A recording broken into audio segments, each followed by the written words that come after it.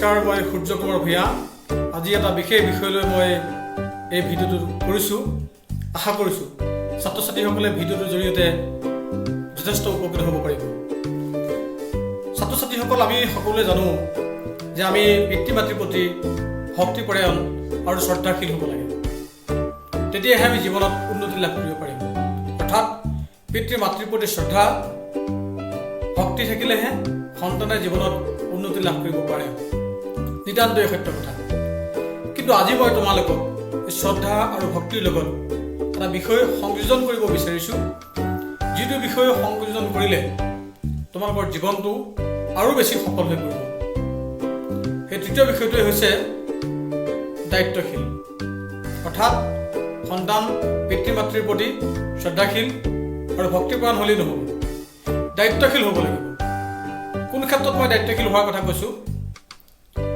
পিতৃ মাতৃসকলে সন্তানৰ কাৰণে সন্তান জন্মৰ আগৰে পৰা সন্তান জন্ম হোৱাৰ পাছৰ পৰা ডাঙৰ হোৱালৈকে বহুখিনি কাম সম্পাদন কৰে সন্তানৰ কাৰণে।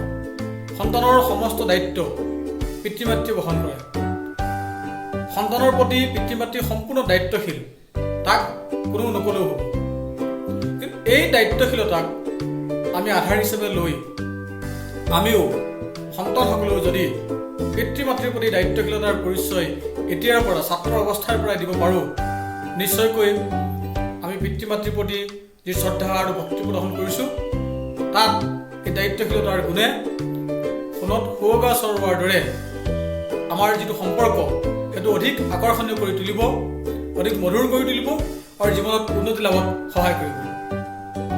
দায়িত্বশীল কেনেকৈ হ'বা? আমি দায়িত্বশীলতাৰ কথা ক'বলৈ গৈ এনেকুৱা কথা ক'ব বিচৰা নাই যে পিতৃ মাতৃৰ প্ৰতি সন্তান দায়িত্বশীল হ'বলৈ গৈ বহু ডাঙৰ ডাঙৰ কাম সম্পাদন কৰি দিব লাগিব পিতৃ মাতৃৰ বাবে। পিতৃ মাতৃয়ে সন্তানৰ বাবে যিমানখিনি দায়িত্ববোধ লৈছে, দায়িত্ব গ্ৰহণ কৰিছে, সন্তানে সিমানখিনি ল'ব নোৱাৰাটো স্বাভাৱিক কথা। কাৰণ ছাত্ৰাৱস্থাত সন্তান সৰু হৈ থাকে। কিন্তু এই সময়ছোৱাত আমি সৰু সৰু কথাৰে পিতৃ মাতৃৰ প্ৰতি আমাৰ দায়িত্বশীলতাৰ পৰিচয় দিব পাৰোঁ। ধৰি লোৱা, তুমি এতিয়াও তোমাৰ প্ৰয়োজনীয় যিমানখিনি সামগ্ৰী আছে তুমি ব্যৱহাৰ কৰা, সকলোখিনি দায়িত্ব পিতৃ মাতৃৰ হাতত আছে। কিন্তু আমি পিতৃ মাতৃৰ যিখিনি ব্যৱহাৰ কৰা সামগ্ৰী, সেইখিনি ক্ষেত্ৰত আমি অকণমান আমাৰ দায়িত্বশীলতাৰ পৰিচয় দিব নোৱাৰোঁ নেকি? ধৰি লোৱা, দেউতাই ঘৰখনৰ বিভিন্ন কাম সম্পাদন কৰিছে, তোমাৰ কাৰণে কৰিবলগীয়াখিনি কৰিছে, ঘৰখনৰ কাৰণে কৰিবলগীয়াখিনি কৰিছে। তাৰ পাছতো দেউতাৰ কামত অকণমান তুমি সহায় কৰাৰ মানসিকতা তোমাৰ মনত জন্ম দিব লাগে।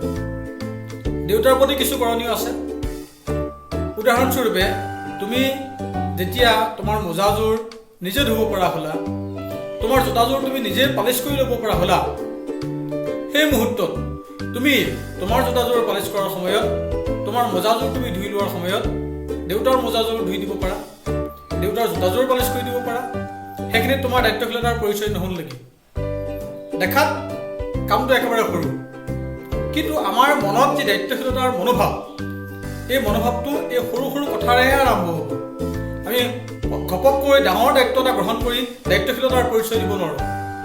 এনেদৰে আমাৰ যেতিয়া অভ্যাস হ'ব, পিতৃ মাতৃৰ প্ৰতি দায়িত্ব পালন কৰাৰ আমাৰ যেতিয়া দুটা এটা অভ্যাস আৰম্ভ হ'ব আৰু এই অভ্যাসে লাহে লাহে স্থায়ী ৰূপ ল'ব আৰু আমি এদিন পিতৃ মাতৃৰ প্ৰতি সম্পূৰ্ণ সজাগ, সচেতন আৰু দায়িত্বশীল সন্তান হিচাপে নিজকে পৰিচয় দিবলৈ সক্ষম হ'ব। ঠিক একেদৰে মায়ে তোমাৰ কাৰণে দিনটোত যিমানখিনি কৰিবলগা থাকে গোটেই কামখিনি সম্পূৰ্ণ কৰি দিয়ে। এই মাৰ প্ৰতি তোমাৰ অকণো দায়িত্বশীলতাৰ গুণ প্ৰকাশ কৰাৰ মানসিকতা নহ'বনে? নিশ্চয়কৈ হ'ব। সৰু কাম এটা, ধৰি লোৱা চাহকাপ বনোৱাৰ কাম এটা, মায়েতো তোমাক প্ৰতি সময়তে চাহকাপ বনাই নিৰ্দিষ্ট সময়ত যোগান ধৰি আছে। এটা দিনৰ কাৰণে, এটা মুহূৰ্তৰ কাৰণে মাক সেই কামৰ পৰা জিৰণি দি তুমি নিজ হাতেৰে চাহকাপ বনাই আনি মাক তুমি দি চাবা যে মা, তুমি বহা, একাপ চাহ মই আজি তোমাক বনাই খুৱাম। এইখিনি সময়ৰ কাৰণে মাক তুমি 5 মিনিটৰ কাৰণে জিৰণি দিলা বা অকণমানি কাম এটা কৰি মাক সহায় কৰি দিলা। কিন্তু তুমি কিমান ডাঙৰ কাম কৰি সহায় কৰিছা ডাঙৰ কথা নহয়, কিন্তু তুমি মাৰ প্ৰতি যি দায়িত্বশীলতাৰ পৰিচয় দিলা সেইটোৱে চবতকৈ ডাঙৰ কথা। আৰু সেই দায়িত্বশীলতাৰ পৰিচয় এনেদৰেহে আৰম্ভ হ'ব। মই মাত্ৰ দুটা সৰু সৰু উদাহৰণ দিছোঁ। এনেধৰণেৰে সতী সন্ততিসকলে যদি পিতৃ মাতৃৰ প্ৰতি শ্ৰদ্ধা আৰু ভক্তিৰ সমান্তৰালভাৱে দায়িত্বশীলতাৰ পৰিচয় দিবলৈ গৈ নিজকে কিছু দায়িত্বশীল সন্তান হিচাপে গঢ়ি তুলিব পাৰে, নিশ্চয়কৈ সতি সন্ততিৰ কাৰণেও লাভজনক হ'ব আৰু পিতৃ মাতৃৰ কাৰণেও লাভজনক হ'ব।